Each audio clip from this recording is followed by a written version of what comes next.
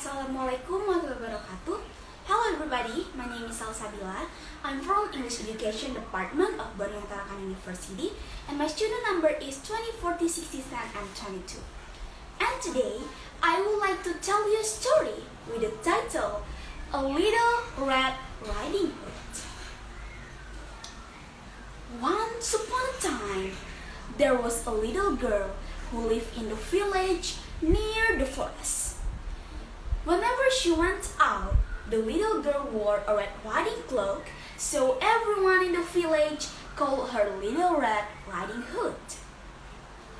One morning, Little Red Riding Hood asked her mother if she could go to visit her grandmother, as it had been a while since they seen each other. "That's a good idea," her mother said. So they packed a nice basket for Little Red Riding Hood to take to her grandmother. When the basket was ready, the little girl put on her red cloak and kissed her mother goodbye. "Remember, go straight to grandmother's house," her mother cautioned. "Don't dawdle along the way and please don't talk to strangers. The woods are dangerous." "Don't worry, Mommy," said Little Red Riding Hood. "I'll be careful." But when Little Red Riding Hood noticed some lovely flowers in the woods, she forgot her promise to her mother. She picked a few, watched the butterflies flit about for a while, listened to the frogs croaking, and then picked a few more.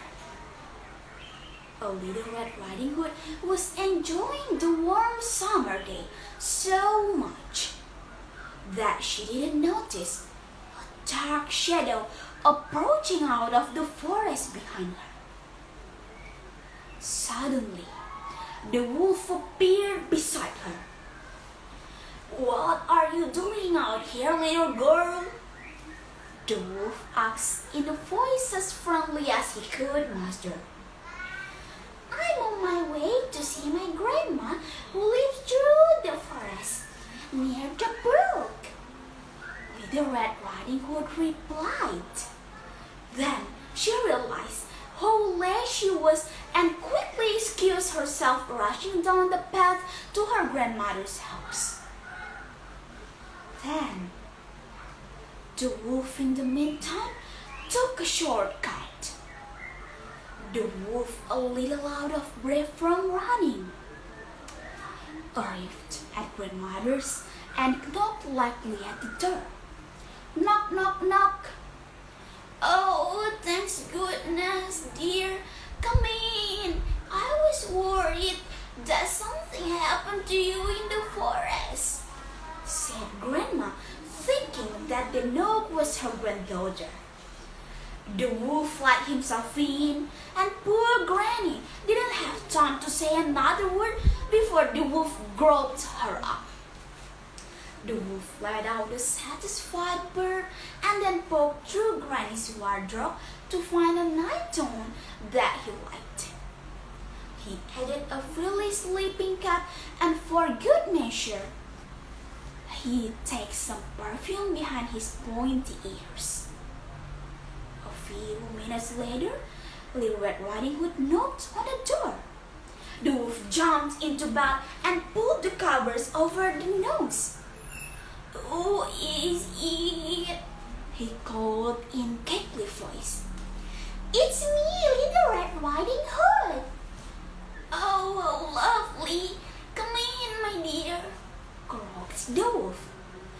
When Little Red Riding Hood entered the little cottage, she could scarcely recognize her grandmother.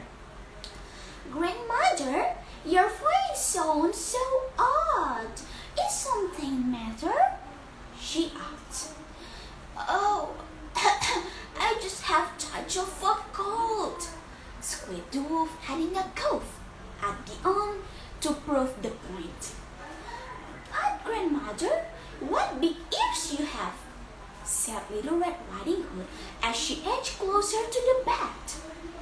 "The better to hear you with, my dear," replied